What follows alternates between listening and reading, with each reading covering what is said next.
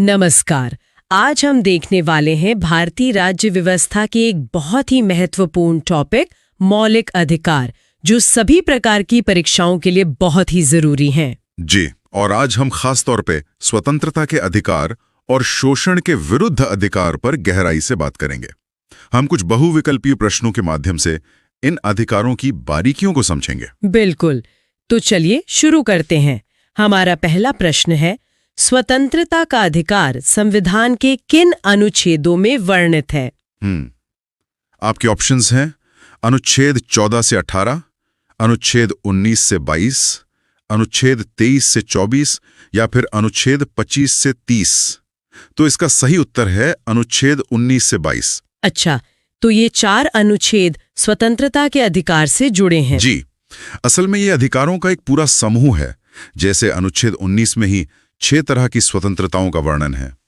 बोलने की स्वतंत्रता, शांतिपूर्ण सम्मेलन की स्वतंत्रता और भी कई। और बाकी के अनुच्छेद? अनुच्छेद 20 जो है वो अपराधों के लिए दोष सिद्धि के संबंध में संरक्षण देता है।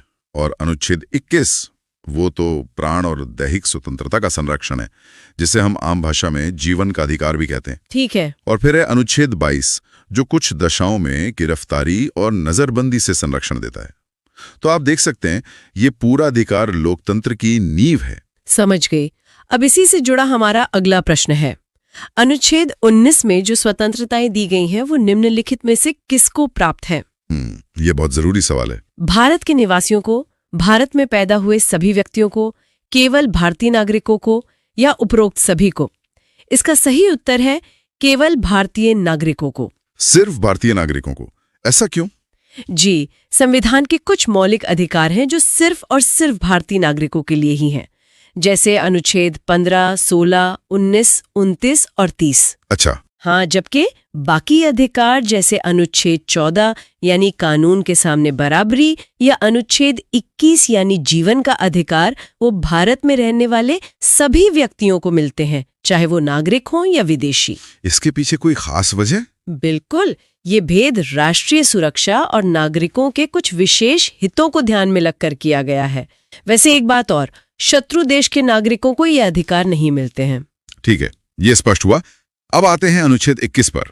भारतीय संविधान का अनुच्छेद 21 निम्नलिखित में से किसके विरुद्ध संरक्षण प्रदान करता है? ये बहुत ही दिलचस्प सवाल है। ऑप्शंस हैं केवल कार्यपालिका के विरुद्ध, केवल विधायिका के विरुद्ध, केवल न्यायपालिका के विरुद्ध या कार्यपालिका तथा विधायिका दोनों के विरुद्ध। और सही जवाब है कार्यपालिका तथा विधायिका दोनों के विरुद्ध। मतलब सरकार के साथ साथ संसद के खिलाफ भी? जी बिल्कुल। पहले ऐसा नहीं माना जाता था, पर 1978 में मेनका गांधी बनाम भारत संघ मामले के बाद सुप्रीम कोर्ट ने ये व्यवस्था दी। अच्छा, उस केस ने क्या बदला? उस केस में कोर्ट ने कहा कि अनुच्छेद 21 का संरक्षण सिर्फ मनमानी कार्यकारी क्रिया पर ही नहीं, बल्कि विधायी क्रिया के विरुद्ध भी उपलब्ध है। मतलब संसद भी कानून बनाकर किसी के जीवन और व्यक्तिगत स्वतंत्रता को अनुचित रूप से नहीं छीन सकती। तो कानून की प्रक्रिया भी सही होनी चाहिए। एकदम, प्रक्रिया उचित, निष्पक्ष और तर्कसंगत होनी चाहिए। इसी वजह से अनुच्छेद 21 का दायरा समय के साथ बहुत व्यापक हो गया है। बहुत बढ़िया। अगला सवाल भी इसी से जुड़ा है। भारत के संविधान का निम्नलिखित में से कौन सा अनुच्छेद प्रेस की स्वतंत्रता से संबंधित है?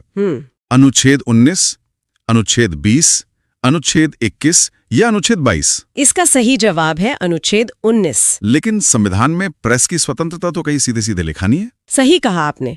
प्रेस की स्वतंत्रता का अलग से कोई उल्लेख नहीं है। ये अनुच्छेद 19(1)(a) में जो वाक एवं अभिव्यक्ति की स्वतंत्रता का अधिकार है, उसी में निहित माना जाता है। अच्छा, तो ये उसी का एक हिस्सा है? जी, मतलब ये है कि छापने और प्रचार करने की स्वतंत्रता भी बोलने और अभिव्यक्ति की स्वतंत्रता का ही एक पार्ट है। पर यह स्वतंत्रता असीमित तो नहीं होगी? बिल्कुल नहीं। इस पर भी देश की संप्रभुता, सुरक्षा, नैतिकता जैसे आधारों पर उचित प्रतिबंध लगाए जा सकते हैं। ठीक है, अब अगला सवाल देखते हैं। निम्नलिखित में नागरिकों का स्वतंत्रता संबंधी सही अधिकार कौन है? पहला ऑप्शन, हथियार सहित सभा करने की स्वतंत्रता। दूसरा, सरकार के विरुद्ध षड्यंत्र करने की स्वतंत्रता। तीसरा, भाषण तथा विचार व्यक्त करने की स्वतंत्रता। और चौथा, विदेश घूमने की स्वतंत्रता। तो इन ऑप्शंस में से जो सही अधिकार है वो है भाषण तथा विचार व्यक्त करने की स्वतंत्रता। और बाकी के ऑप्शंस गलत क्यों हैं? देखिए, संविधान शांतिपूर्ण और बिना हथियारों के सभा करने की स्वतंत्रता देता है, हथियार सहित नहीं। ठीक है। और सरकार के विरुद्ध षड्यंत्र करना तो एक अपराध है, वो अधिकार कैसे हो सकता है? सही बात है। और विदेश घूमने की स्वतंत्रता, हाँ, विदेश में घूमने की स्वतंत्रता को अनुच्छेद 21 के तहत मौलिक अधिकार माना गया है। लेकिन दिए गए विकल्पों में सबसे स्पष्ट और सीधा अधिकार अनुच्छेद 19(1)(a) वाला है, यानी भाषण और विचार व्यक्त करने की स्वतंत्रता। अगला प्रश्न पिछले सवाल से ही जुड़ा है। प्रेस की स्वतंत्रता किस अधिकार में निहित है? नियमों के समान संरक्षण, भाषण स्वतंत्र, संघ निर्माण की स्वतंत्रता या कार्य और सामग्री सुरक्षा? इसका सही उत्तर है भाषण स्वतंत्र, मतलब वाक एवं अभिव्यक्ति की स्वतंत्रता। जो बिल्कुल ये पिछले प्रश्न की ही पुष्टि करता है। प्रेस को लोकतंत्र का चौथा स्तंभ भी तो कहा जाता है, और ये स्वतंत्रता सरकार के कामकाज में पारदर्शिता और जवाबदेही के लिए बहुत जरूरी है।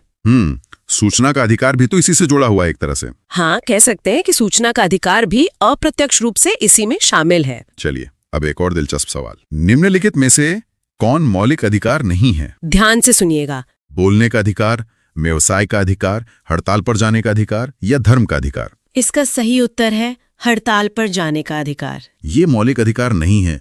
कई लोगों को ये गलतफहमी होती है। जी बिल्कुल, बोलने का अधिकार, व्यवसाय का अधिकार और धर्म का अधिकार ये सभी मौलिक अधिकार हैं। लेकिन सुप्रीम कोर्ट ने कई मामलों में ये साफ किया है कि हड़ताल पर जाने का अधिकार एक मौलिक अधिकार नहीं है। तो फिर ये क्या है? ये एक कानूनी या सांविधिक अधिकार हो सकता है, लेकिन मौलिक अधिकारों की श्रेणी में नहीं आता। हाँ, विरोध प्रदर्शन करने का अधिकार आपको है, लेकिन हड़ताल का नहीं। ठीक है, ये अंतर समझना जरूरी है। अब एक सवाल जो पहले भी आया था, भारतीय संविधान का कौन सा अनुच्छेद व्यक्ति के विदेश यात्रा के अधिकार को संरक्षण प्रदान करता है? जी, अनुच्छेद 14, अनुच्छेद 19, अनुच्छेद 21 या इनमें से कोई नहीं? इसका सही जवाब है अनुच्छेद 21। ये भी मेनका गांधी केस से ही जुड़ा है। एकदम। उसी मामले में सुप्रीम कोर्ट ने कहा था कि दैहिक स्वतंत्रता का अर्थ बहुत व्यापक है। इसमें व्यक्ति की गरिमा बनाए रखने के लिए जरूरी सभी स्वतंत्रताएं शामिल हैं, जिसमें विदेश यात्रा का अधिकार भी है। अच्छा, तो पासपोर्ट रखने का अधिकार भी इसी में आएगा? जी हाँ, पासपोर्ट रखने का अधिकार भी इसी के अंतर्गत आता है, और इस अधिकार पर केवल कानून द्वारा स्थापित उचित प्रक्रिया के माध्यम से ही रोक लगाई जा सकती है। अब एक थोड़ा जटिल सवाल है। कुछ वक्तव्य हैं, उन पर ध्यान दीजिए। किसी को राष्ट्रगीत गाने के लिए बाध्य नहीं किया जा सकता, क्योंकि पहला, इससे वाक स्वातंत्र्य और अभिव्यक्ति के अधिकार का उल्लंघन होगा। दूसरा, इससे अंतःकरण और धर्म के अबाध रूप से आचरण और प्रचार करने की स्वतंत्रता के अधिकार का उल्लंघन होगा। और तीसरा, राष्ट्रगीत गाने के लिए किसी को बाध्य करने वाला कोई विधिक उपबंध नहीं है। अब बताना है कि इनमें से कौन सही है। तो इसका सही उत्तर है कि पहला और दूसरा वक्तव्य सही है। मतलब अभिव्यक्ति की स्वतंत्रता और धार्मिक स्वतंत्रता दोनों का उल्लंघन होगा। जी, ये बिजॉय मैनुअल बनाम केरल राज्य के प्रसिद्ध मामले पर आधारित है। सुप्रीम कोर्ट ने कहा था कि किसी को राष्ट्रगान गाने के लिए मजबूर नहीं किया जा सकता अगर उसकी धार्मिक मान्यताएं इसकी अनुमति नहीं देती। अच्छा, बस शर्त ये है कि वो व्यक्ति राष्ट्रगान के सम्मान में चुपचाप खड़ा रहे। तो ये निर्णय अनुच्छेद 19 और अनुच्छेद 25 के बीच एक संतुलन बनाता है। बहुत ही महत्वपूर्ण निर्णय था ये। चलिए अगला प्रश्न देखते हैं। निम्नलिखित में से किन्हें सर्वोच्च न्यायालय ने मौलिक अधिकार के रूप में मान्यता दी है? पहला है आवास का अधिकार, दूसरा विदेश यात्रा का अधिकार, और तीसरा है समान कार्य के लिए समान वेतन का अधिकार। तो इनमें से कौन कौन से अधिकार मौलिक अधिकार हैं? इसका सही उत्तर है कि ये तीनों ही मौलिक अधिकार के रूप में मान्यता प्राप्त है। तीनों? लेकिन समान कार्य के लिए समान वेतन तो नीति निर्देशक तत्व है ना? हाँ, आपने सही पकड़ा। समान कार्य के लिए समान वेतन असल में अनुच्छेद 39 के तहत एक नीति निर्देशक तत्व है। लेकिन न्यायालय ने कई बार अनुच्छेद 14 और 21 के साथ मिलाकर इसे एक मौलिक अधिकार के रूप में लागू किया है, ताकि वेतन में असमानता को रोका जा सके। जबकि आवास का अधिकार और विदेश यात्रा का अधिकार तो सीधे अनुच्छेद 21 के तहत मौलिक अधिकार माने ही गए हैं। समझ गई। भारतीय संविधान में प्रदत्त स्वतंत्रता का अधिकार के संबंध में निम्नलिखित में से कौन सा सत्य नहीं है? और इसके विकल्प हैं भाषण व अभिव्यक्ति की अबाधित स्वतंत्रता, संघ बनाने की स्वतंत्रता, भारत में भ्रमण की स्वतंत्रता, या फिर इनमें से कोई नहीं? ये एक बहुत ही दिलचस्प सवाल है और इसमें जो शब्द है अबाधित, मतलब एब्सोल्यूट, सारा खेल उसी का है। हाँ, मुझे भी यही लगा, क्योंकि संघ बनाने की और घूमने की स्वतंत्रता तो है, लेकिन अबाधित स्वतंत्रता जैसा कुछ होता है क्या? बिल्कुल नहीं। देखिए, संविधान हमें अनुच्छेद 19 के तहत संघ बनाने की स्वतंत्रता भी देता है और पूरे भारत में कहीं भी आने जाने की स्वतंत्रता भी देता है, लेकिन भाषण और अभिव्यक्ति की जो स्वतंत्रता है वो अबाधित नहीं है। उस पर युक्तियुक्त निर्बंधन, मतलब रीजनेबल रिस्ट्रिक्शंस लगाए जा सकते हैं। अच्छा, रीजनेबल रिस्ट्रिक्शंस जैसे देश की सुरक्षा, पब्लिक ऑर्डर या किसी की मानहानि, इन सब आधारों पर सरकार इस पर रोक लगा सकती है। तो तकनीकी रूप से पहला विकल्प सत्य नहीं है। तो फिर? लेकिन सवाल के विकल्पों को देखें तो इनमें से कोई नहीं सही उत्तर बनता है, क्योंकि कोई भी विकल्प पूरी तरह से असत्य नहीं है, बल्कि शर्तों के साथ सत्य है। ये थोड़ा पेचीदा है, पर मूल बात यही है कि अधिकार असीमित नहीं है। समझ गया। तो ये एक संतुलन है। चलिए अगले सवाल पर बढ़ते हैं। संविधान की किन अनुच्छेदों में शोषण के विरुद्ध अधिकार वर्णित हैं? अनुच्छेद 14-18, अनुच्छेद 19-22, अनुच्छेद 23-24 और अनुच्छेद 25-30। ये तो काफी सीधा सवाल है। इसका सही जवाब है अनुच्छेद 23-24। अनुच्छेद 23 और 24। जी, ये दोनों अनुच्छेद मिलकर शोषण के विरुद्ध अधिकार को बनाते हैं। अनुच्छेद 23 मानव तस्करी और जबरदस्ती काम करवाने यानी बेगार पर रोक लगाता है, और अनुच्छेद 24 खास तौर पर बाल श्रम मतलब चाइल्ड लेबर पर रोक लगाने के लिए है। अच्छा, मौलिक अधिकारों के अंतर्गत कौन सा अनुच्छेद बच्चों के शोषण से संबंधित है? इसके विकल्प हैं अनुच्छेद 17, अनुच्छेद 19, अनुच्छेद 23 या अनुच्छेद 24।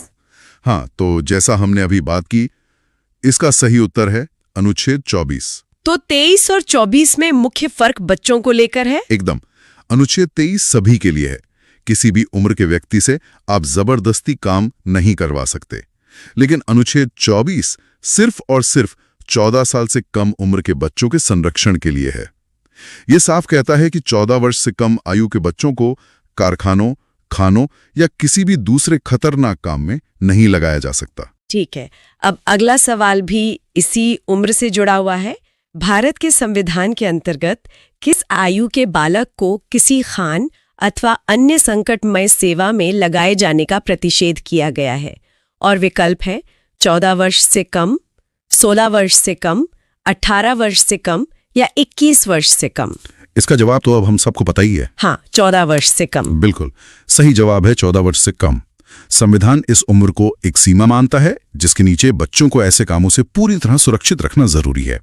इसी अनुच्छेद के आधार पर बाद में बाल श्रम प्रतिषेध एवं विनियमन अधिनियम 1986 जैसे कई कानून भी बने ताकि इसे जमीनी स्तर पर लागू किया जा सके।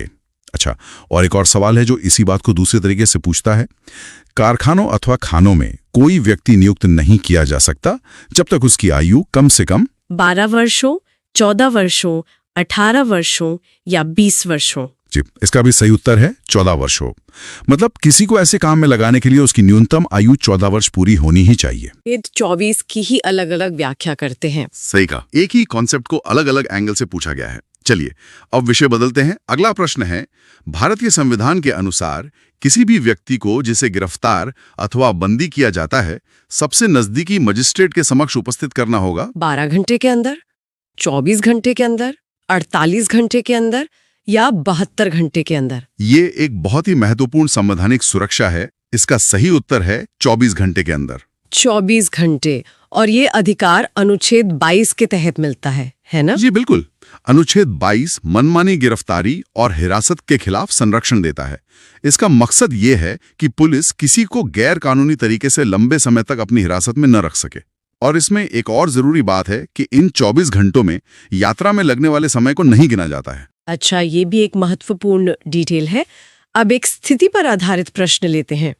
14 वर्ष से कम आयु के बहुत से गरीब बच्चे पटाखे बनाने वाले कारखाने में काम करते हैं। इन कारखानों में बच्चों को काम देने से किस मौलिक अधिकार का उल्लंघन होता है? समानता का अधिकार, शोषण के विरुद्ध अधिकार, स्वतंत्रता का अधिकार या सांस्कृतिक शिक्षा का अधिकार? ये तो बहुत ही साफ है। यहाँ सीधे सीधे शोषण के विरुद्ध अधिकार का उल्लंघन हो रहा है। हाँ, क्योंकि पटाखे बनाना एक खतरनाक काम माना जाएगा। बिल्कुल। अनुच्छेद 24 के तहत ये एक संकट में या हाजिरडस रोजगार है और ऐसा करने पर कारखाने के मालिक के खिलाफ कानूनी कार्रवाई हो सकती है। यह बच्चे के जीवन और स्वास्थ्य के अधिकार का भी उल्लंघन है। सही है। चलिए अगला सवाल देखते हैं। निम्नलिखित में से किस अनुच्छेद में कहा गया है कि किसी भी व्यक्ति को एक ही अपराध के लिए एक बार से अधिक अभियोजित एवं दंडित नहीं किया जाएगा? अनुच्छेद 20, अनुच्छेद 21, अनुच्छेद 22 या अनुच्छेद 17? इसका सही उत्तर है अनुच्छेद 20। इस सिद्धांत को दोहरे दंड से संरक्षण या प्रोटेक्शन अगेंस्ट डबल जेपडी कहते हैं। डबल जेपडी, मैंने ये शब्द सुना है। हाँ, इसका मतलब है कि अगर किसी व्यक्ति पर एक अपराध के लिए मुकदमा चला और उसे सजा मिली या वो बरी हो गया, तो उसी अपराध के लिए उस पर दोबारा मुकदमा नहीं चलाया जा सकता। अनुच्छेद 20 में 2 और बहुत महत्वपूर्ण बातें हैं। एक, किसी को उस काम के लिए सजा नहीं मिल सकती जो करते समय अपराध नहीं था। और 2, किसी को खुद के खिलाफ गवाही देने के लिए मजबूर नहीं किया जा सकता। वाह, ये तो बहुत ही जरूरी प्रोटेक्शंस हैं। जी, और ये इतने जरूरी हैं कि आपातकाल यानी इमरजेंसी के दौरान भी अनुच्छेद 20 और 21 को निलंबित नहीं किया जा सकता। ठीक है, अगला सवाल। भारतीय संविधान कोई अपराध किए जाने के लिए किसी सामान्य व्यक्ति को जिसे किसी सामान्य विधि के अंतर्गत गिरफ्तार किया गया हो, निम्नलिखित में से कौन सा अधिकार प्रदान करता है? इसके विकल्प हैं: गिरफ्तारी का कारण शीघ्रता से जानने का अधिकार, अपनी रुचि के अनुरूप वकील से परामर्श लेने एवं बचाव करने का अधिकार, गिरफ्तारी के 24 घंटे के अंदर मजिस्ट्रेट के समक्ष प्रस्तुत किए जाने का अधिकार, या फिर उपरोक्त सभी का अधिकार।